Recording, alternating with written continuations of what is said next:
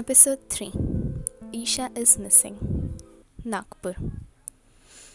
Black jeans पर white shirt पहने ईशा की माँ जल्दी जल्दी अपने हाथ चलाते हुए नाश्ता बना रही थी। ईशू बेबी कम फास्ट, मुझे देर हो रही है, उन्होंने कहा। आईने के सामने खड़ी होकर अपनी टाई बांधते हुए ईशा बोली, यस मम्मा, ओनली 5 मिनट, कहकर वो जल्दी से टाई बांधकर एक बार अपने आप को आईने में देखती है। वाइट शर्ट और घुटने से थोड़ी नीचे ब्लैक स्कर्ट में वो बिल्कुल क्यूट सी बच्ची लग रही थी।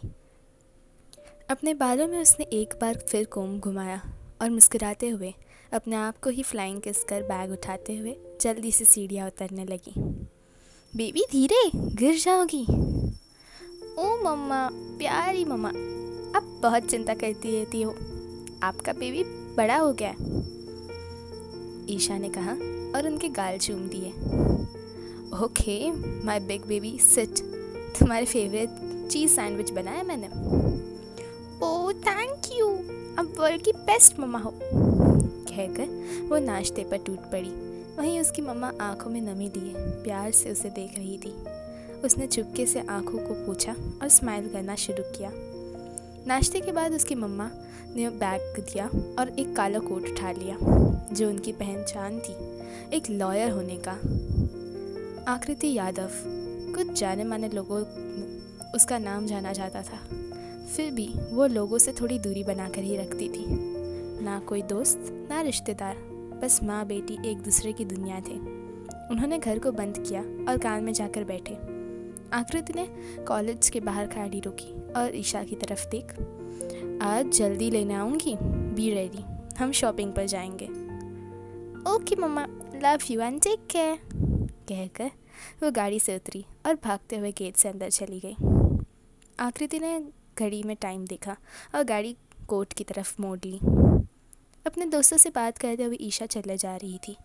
जितनी खुशी उसके चेहरे पर थी वो कुछ ही पलों में एक लड़के को देख ख़त्म हो गई। वो लड़का कोई और नहीं, अजीत, उसका सीनियर था।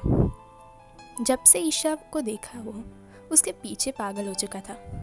हर जगह पीछा कर उसे परेशान करता और अपनी गर्लफ्रेंड बनने के लिए फोर्स करता। यहाँ तक कि एक दिन वो गर्ल्स वॉशरूम में भी आ गया था।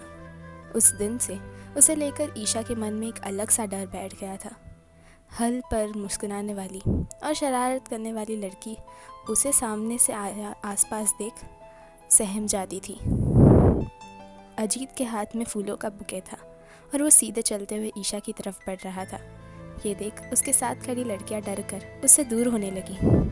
अजीत के पीछे आए उसके चमचों ने ईशा को चारों तरफ से घेर लिया ताकि इस बार वो कहीं भाग ना जाए। ये सब कॉलेज के ग्राउंड में हो रहा था, पर कॉलेज ट्रस्टी का बेटा होने के कारण किसी टीचर या प्रिंसिपल तक की हिम्मत नहीं थी बीच में आकर ये सब रोके। सब ईशा के लिए पिटी फील कर रहे थे, पर तमाशा भी देख रहे थे। अपनी पीठ पर लगा बैग ईशा ने निकाला और अपनी बाहें में जकड़ लिया। वो डर से कांप रही थी। ये देख अजीत के होठों पर ईविल स्माइल आ गई। तुम्हें डर है ना कि मैं तुम्हें अपनी गर्लफ्रेंड बनाने और कुछ दिन साथ रहने के बाद छोड़ दूंगा?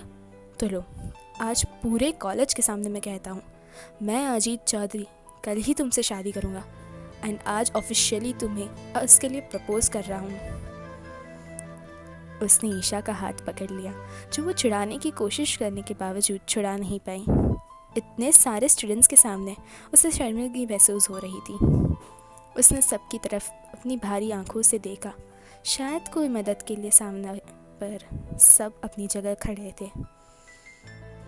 आखिर में ईशा ने अपना हाथ झटका और उसे छुड़ाया और खींच कर थप्पड़ उसके गाल पर मार दिया। इतनी शांति में उस थप्पड़ की आवाज़ पूरे ग्राउंड में गूंज उठी। एक तरफ मुंह करके खड़ा अजीत अपनी बेइज्जती महसूस कर आंखों में आग लिए देखने लगा। उसके हाथों की मुट्ठियाँ भींग चुकी थी। बाकी सब लोग भी हैरान थे। किसी को उम्मीद नहीं थी इतनी छोटी सी लड़की इतने पावर रखने वाले लड़के को थप्पड़ मार सकती है। सबको उसके लिए डर लगने लगा था। अजीत ने अभी कुछ ना कर वहाँ से निकलना बेहतर समझा, तो ईशा की दोस्त भागते हुए उसे संभालने के लिए आ गई। वो उसे वॉशरूम लेकर चली गई। एक मीटिंग अटेंड कर हर्ष और नमन एक साथ एयरपोर्ट पहुँचे। क्या तुम्हें कोई आइडिया है हम वहाँ क्यों जा रहे हैं? मैं बहुत थक चुका हूँ। और बॉस कोई मशीन है जो इतना काम करता है ना खुद आराम करता है ना हमें करने देता है। नमन ने कहा, तुम्हारा तो फिर भी ठीक है। Do you have any idea कि मैं रात भर जाकर कुछ लोगों को ढूंढ रहा था? मेरी आंखें देख, 1 मिनट भी नहीं सोया और अब वहाँ जाना पड़ रहा है। आई स्वेर जो हाथ में आया उसे पीट दूंगा। अक्ष ने अपनी मुट्ठी बनाते हुए कहा। ओ पुअर गाय, गुड लक, नमन ने कहा और उस पर हंसते हुए हर्ष के पीछे चला गया। जेट नागपुर के लिए रवाना हो गया। ईशा अपनी माँ को कहे मुताबिक गेट पर खड़ी होकर उसका इंतज़ार करने लगी। कुछ ही पलों में एक तेज़ स्पीड में गाड़ी चलते हुए उसके सामने आकर रुकी और बिना उसके कुछ समझ में आए उसे अंदर खींचकर वहाँ से चली गई। अपने काम से जल्दी छुट्टी लेकर आकृति कॉलेज के बाहर जाकर खड़ी हो गई। 1 घंटे तक वो ईशा का वेट करती रही पर वो अब तक नहीं आई थी। कुछ ही देर में कॉलेज छूट गया, इसलिए वो सबके बीच उसे तलाशने लगी। तभी उसे ईशा के दोस्त आते हुए दिखे। ईशा कहाँ है? आकृति ने उनसे पूछा। वो तो आज जल्दी चली गई, उसने कहा वो बाहर जा रही है, एक लड़की ने कहा तो आकृति के चेहरे पर डर से पसीना आने लगा। वो आगे कुछ भी सुने बिना भागते हुए अपनी गाड़ी में जाकर बैठी और रास्ते पर ईशा को खोजने लगी। उसने हर जगह जहाँ ईशा जाती या जा सकती थी वहाँ चेक किया पर कुछ हाथ नहीं लगा। शाम हो चुकी थी पर ईशा का कोई पता नहीं था। तो उसने अपनी एक दोस्त जो पुलिस ऑफिसर थी उसे कॉल किया। एक केस के दौरान उनकी जान पहचान हुई थी। हेलो, क्या तुम मेरी हेल्प कर सकती हो?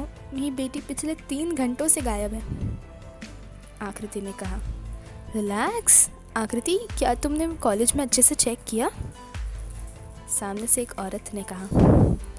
वो कॉलेज से निकल चुकी थी और मैं हर जगह तलाश चुकी हूँ पर वो कहीं नहीं है। ओके, तुम एक बार घर जाकर चेक करो।